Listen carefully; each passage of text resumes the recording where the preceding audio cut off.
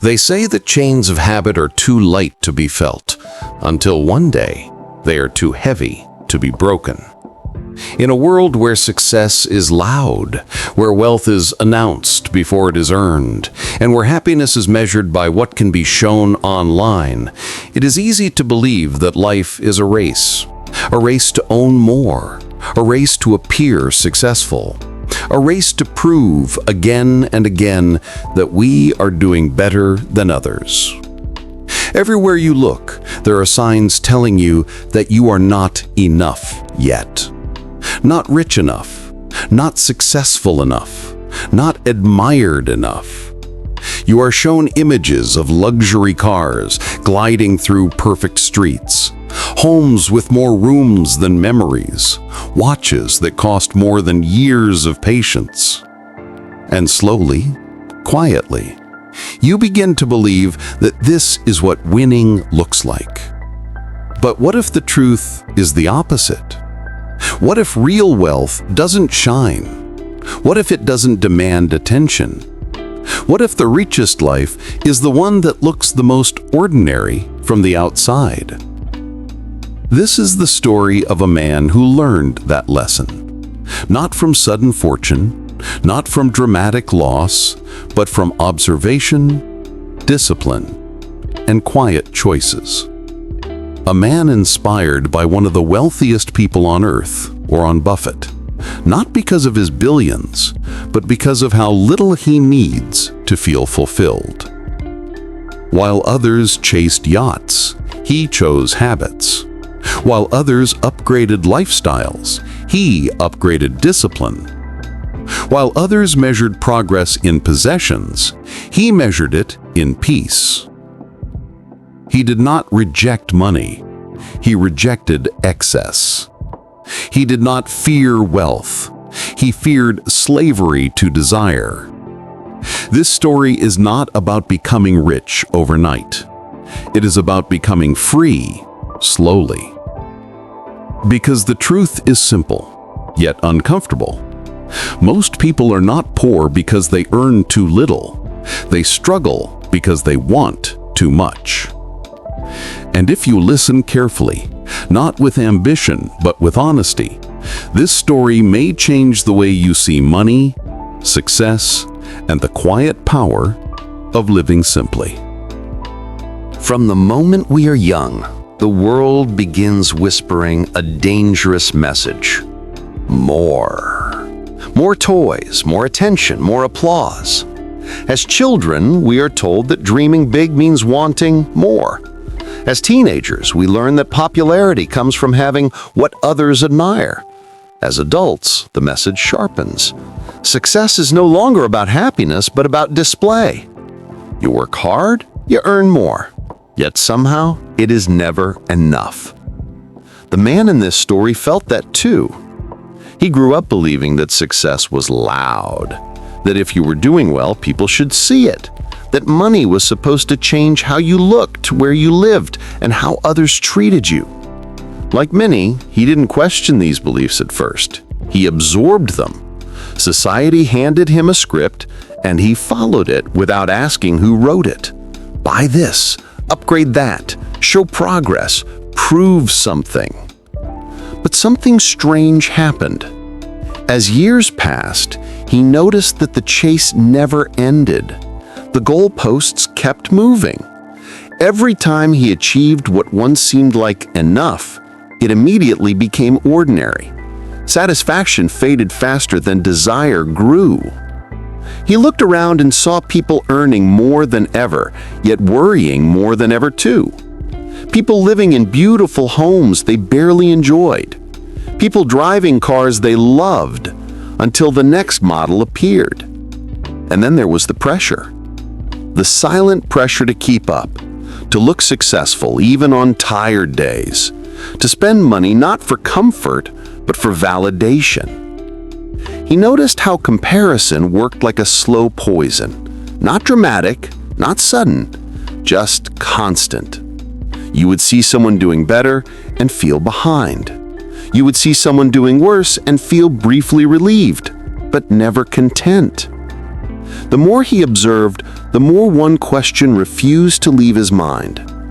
If everyone is chasing more, why does no one seem at peace? That question marked the beginning of change. He began studying people, not the loud ones, but the quiet ones, those who seemed unmoved by trends, unbothered by opinions, calm in their decisions. He noticed something unsettling and comforting at the same time. The people who looked the richest weren't always the freest, and the people who looked the simplest often slept the best. That's when he came across the life of Warren Buffett, not through numbers, but through lifestyle. A man who could buy anything, yet chose almost nothing extra. A man whose wealth grew not because he chased more, but because he resisted waste. He didn't live in a mansion empire. He didn't change cars for attention. He didn't spend to impress. And suddenly, it became clear. The world was not designed to make people fulfilled. It was designed to make people consume. Consumption requires dissatisfaction, because a satisfied person is difficult to control. So the system keeps you wanting the next thing, the next upgrade, the next symbol of arrival. But arrival never comes. The man realized that most people aren't living their own lives. They are reacting to ads, reacting to trends, reacting to other people's highlights. Busy, but not intentional.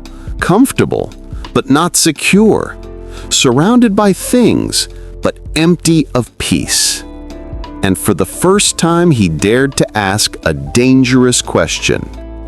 If I stop chasing what the world says I need and start choosing what actually matters? That question didn't change his life instantly. It changed his direction. Because the moment you see that more is not the answer, you begin searching for something far more powerful. Enough. Most people grow up thinking the word rich has only one meaning. It means having what others desire. It means walking into rooms and being noticed. It means turning money into proof. For a little time, the man believed that too. But once his attention shifted, once the noise of comparison softened, he began to notice something quiet and revealing. True wealth didn't announce itself. There were people with modest homes who moved through life without panic. People who never checked their bank balance before resting at night. People who didn't fear Mondays, emergencies, or unexpected turns. They lived with a confidence that didn't depend on applause. That confidence fascinated him. It wasn't loud.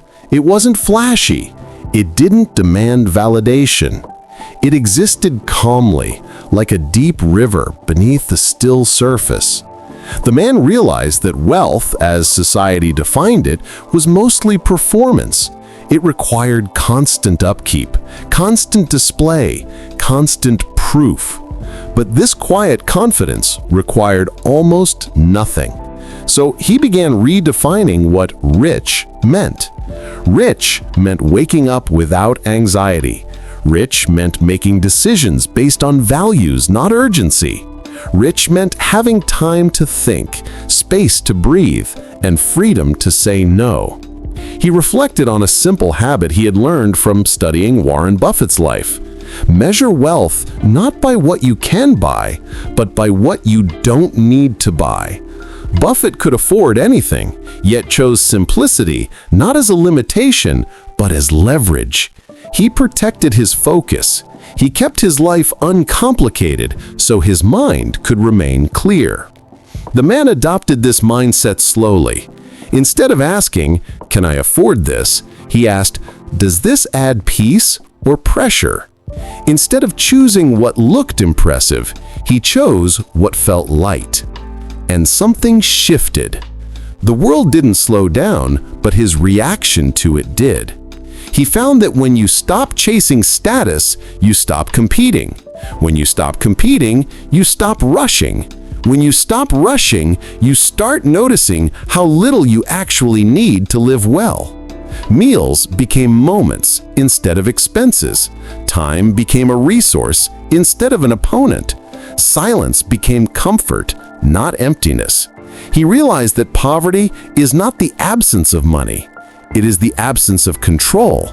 And wealth is not excess. It is sovereignty. A rich life, he learned, is one where money serves you, and never the other way around. That realization didn't make him famous. It didn't make him admired. It made him free. Living below your means sounds simple, but in a world built on comparison, it feels almost rebellious. The man quickly learned that discipline isn't about restriction, it's about alignment. Alignment between income and values, between desire and purpose, between today's comfort and tomorrow's freedom. He watched people earn more and worry more. As incomes rose, so did expenses. Bigger homes brought bigger bills. Better cars brought deeper anxiety. Promotions didn't bring peace, they brought pressure. He noticed the pattern clearly. Each upgrade came with invisible chains. The mortgage that couldn't be missed, the lifestyle that couldn't be downgraded, the image that couldn't be interrupted. To live above your means is to trade future calm for present excitement. So he chose differently, not because he was forced to, but because he understood the math behind peace. Living below your means doesn't mean living poorly. It means living intentionally. He drove a car long after it stopped impressing anyone, not because he couldn't buy a better one, but because the old one worked, and freedom mattered more than attention. He lived in a home that didn't compete with neighbors. It sheltered him. It didn't distract him. It reminded him that comfort doesn't need excess to be complete.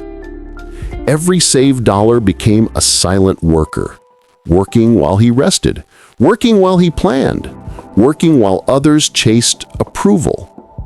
And slowly, fear loosened its grip. Emergencies no longer felt like disasters. Choices no longer felt urgent. Life no longer felt fragile. He discovered something powerful. The moment you spend less than you earned, you gain leverage over life. You stop depending on the next paycheck for your dignity. You stop negotiating your values for security. Money changed from a source of stress into a tool of stability. He learned that wealth isn't built by how much you make, but by how much you keep, and how calmly you live while keeping it. Living below your means creates silence where there was once noise. It creates patience where there was once panic. It creates clarity where there was once confusion. It doesn't impress strangers, but it protects your future. And maybe most importantly, it gives you something few people ever experience: the ability to breathe deeply, even in uncertainty. Because when your life costs less than your peace can afford, you are no longer running. You are choosing. Great change rarely announces itself. It does not arrive with celebration or sudden transformation. It enters quietly, through small decisions repeated daily, unnoticed by the world, but powerfully shaping the future. The man understood this long before the results appeared. He didn't wake up wealthy. He didn't feel successful at first. He simply chose consistency over excitement. Every morning, he followed simple routines, not dramatic rituals, just small actions that required discipline more than motivation. He tracked his expenses, not with obsession, but with awareness. He saved before spending, not what was left after. He read regularly, short amounts, but without fail. None of it felt heroic, but that was the point. He knew that habits, unlike inspiration, do not depend on mood. They work quietly, compounding their effects even when no one is watching. He noticed how others waited for perfect timing. They waited for more income, more confidence, more certainty. Meanwhile, their potential remained unused, delayed by hesitation. The man chose movement over delay. 5 minutes of learning each day, small contributions to savings, simple meals repeated without complaint. These choices felt insignificant in the moment, but like drops of water shaping stone, they slowly carved a different life. Time became his greatest ally. Weeks passed unnoticed, months layered themselves gently. Then years arrived with results that looked sudden to outsiders but felt inevitable to him. Habits don't overwhelm you. They replace you. They turn effort into routine and discipline into identity. He realized that success isn't built on intensity, but on loyalty to the small actions you promise yourself you will repeat. While others searched for shortcuts, he trusted compounding. While others swung between extremes, he maintained calm progress. And one day, without drama, he noticed something powerful. He no longer needed motivation. His habits carried him, even on difficult days. That is the hidden strength of simplicity. When life is uncomplicated, habits have space to grow. When desires are controlled, focus becomes sharp. Simple living wasn't limiting him, it was enabling him. There is a cost few people calculate: the cost of approval. From the outside, showing off looks harmless, even celebratory. But the man learned early that the price is paid quietly, long after the attention fades. He watched people upgrade their lifestyle the moment money arrived. New cars, bigger homes, better clothes. Each purchase announced progress, but also raised expectations. Once you show the world a version of yourself, you are required to maintain it. That maintenance is expensive. The man noticed something unsettling. The more people tried to appear successful, the less secure they became. Income rose, but sleep declined. Smiles widened, but worry deepened. Life became a performance, not an experience. Showing off demanded constant defense. Defending the image, defending the lifestyle, defending decisions they no longer enjoyed. He chose silence instead. He didn't reveal his savings. He didn't announce his goals. He didn't display future plans. Because wealth exposed too early becomes vulnerable to opinion. When you show off, you invite comparison.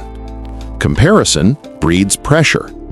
Pressure leads to unnecessary spending, not for value, but for validation. The man understood that most people don't buy expensive things because they need them. They buy them because they are afraid of being unseen. But real success does not need witnesses. Silence protects growth. By not showing off, he avoided discouragement from skeptics. He avoided envy from observers. He avoided the internal trap of living up to an image he no longer wanted. Each unspent dollar strengthened his position. Each ignored trend sharpened his independence. And something else happened quietly. He became unbothered.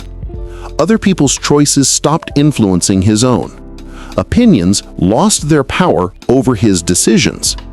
He learned that the wealthiest people are often the least interested in being noticed. Because when you stop trying to impress, you regain control. Control of money, control of direction, control of self-respect. Showing off creates noise in life. Simplicity creates clarity. And clarity is more valuable than attention. By refusing to perform success, he protected something far more important than status. he protected his freedom. The car was old. Its paint had faded under years of sunlight, and its engine did not turn heads when it started. The interior carried the quiet marks of time, small reminders of journeys already taken. To most people, it looked outdated. To him, it felt powerful. Not because of what it was, but because of what it represented. Every time he drove it, he made a quiet statement to himself: I am not owned by appearances. He could have replaced it easily, but he chose not to. Not out of fear, but out of clarity. The car worked. It carried him where he needed to go. It demanded nothing more than occasional care. And that was enough. At traffic lights, he sat calmly as newer cars idled beside him. He noticed how some drivers glanced over, curious, confused, sometimes dismissive. Years ago, that would have bothered him. Now, it didn't. He understood something that cannot be taught through money. Confidence is internal. When your self-worth no longer depends on what others see, you move differently, slower, steadier, with conviction. The old car freed him from debt, from upgrades, from the subtle anxiety of maintenance tied to status. It didn't demand overtime hours. It didn't pressure him to earn more just to maintain an image. It reminded him every day that freedom isn't flashy. Freedom is utility without ego.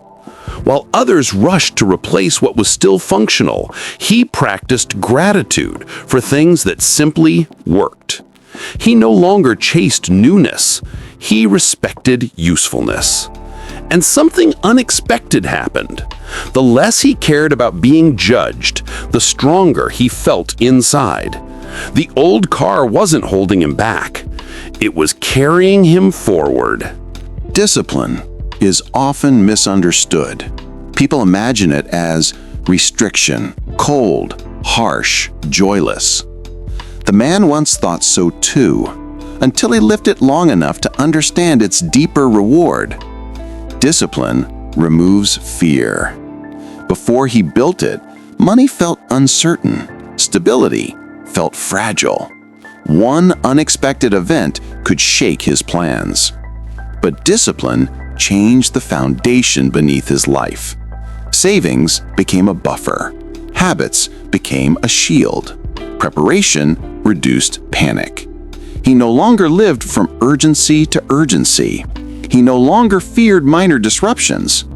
Discipline offered him something priceless: options. When others were trapped by obligations they couldn't escape, he had space to decide. When people accepted stress as normal, he recognized it as a symptom of imbalance. Discipline simplified his life. It told him when to stop spending, when to delay pleasure, when to say no, even when saying yes felt easier. But with every no to impulse, he earned a stronger yes to peace. Something most people never experienced happened quietly. He slept deeply, not because life was perfect, but because it was prepared. Bills were not surprises. Emergencies were not disasters.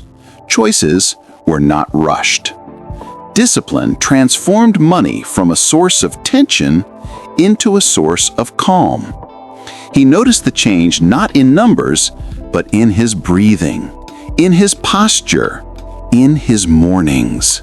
He learned that freedom isn't the absence of structure. It is the reward for honoring it. When discipline governs your habits, fear doesn't govern your thoughts. When you control your spending, you control your future. And when you control your future, the present becomes lighter. That was the moment it became clear. Discipline did not limit his life, it unlocked it. For a long time, the world had taught him something that wasn't true. That joy must be loud, that happiness must be expensive, that a full life must look impressive. But as his life became simpler, something unexpected happened. It felt fuller. Without excess to manage, his attention returned to what remained. Conversations lasted longer. Meals felt warmer. Moments stopped rushing past him. He learned that simplicity does not strip life of meaning. It clears space for it. Instead of chasing entertainment, he found joy in presence. Walks became reflections. Silence became peaceful instead of uncomfortable. Laughter returned, not because something extraordinary happened, but because ordinary moments were no longer rushed. He noticed how relationships changed when nothing needed to be proven. No comparison, no competition, no performance. Just people, sharing time. He found comfort in routines that once felt boring. Cooking simple meals, sitting quietly in the evening, waking up early without anxiety. These moments didn't look exciting from the outside, but they felt deeply satisfying. He realized that joy does not disappear when life becomes simpler. It concentrates. When distractions fade, appreciation grows. The man understood that a simple life does not mean sacrificing happiness. It means protecting it from unnecessary noise. And in that quiet space, contentment grew strong. Wealth, when built correctly, does not sprint. It waits. The man learned that time rewards patience, not urgency. While others chased fast returns and dramatic wins, he focused on steady progress, small investments, regular contributions, long-term thinking. Nothing exciting, nothing sudden, but also nothing fragile. Each decision respected time instead of fighting it. He allowed compounding to do what brilliance cannot, multiply calm consistency. Years passed quietly. There were no announcements, no posted milestones, no public celebration. But something was growing beneath the surface, like roots strengthening a tree long before it rises tall. Every saved dollar worked without complaint. Every patient choice added another layer of security. Wealth expanded not as ego, but as stability. He understood that speed feels powerful, but patience lasts longer. The world celebrates fast success because it can be seen. Quiet wealth grows unseen, but it stays. And with every year, his reliance on hustle diminished. Pressure softened. Fear faded. Time became a partner. True wealth, he learned, is not the ability to buy anything immediately. It is the ability to wait comfortably, and in that comfort, freedom fully matured. There comes a quiet moment in life when you stop reacting. Not because you no longer care, but because you finally understand what matters. For the man, this moment did not arrive suddenly. It revealed itself slowly after years of discipline, simplicity, and reflection. One day, he noticed that the world had not changed, yet his response to it had. Trends came and went. Noise continued. Comparison remained everywhere. But none of it pulled at him anymore. He was no longer moved by other people's urgency. Other people's lifestyles no longer defined success for him. What once felt like pressure now felt distant, almost irrelevant. He had become unbothered. This didn't mean ambition disappeared. It meant ambition matured. He no longer chased attention. He aimed for alignment. His choices were guided by values, not validation. He understood something most people never realize.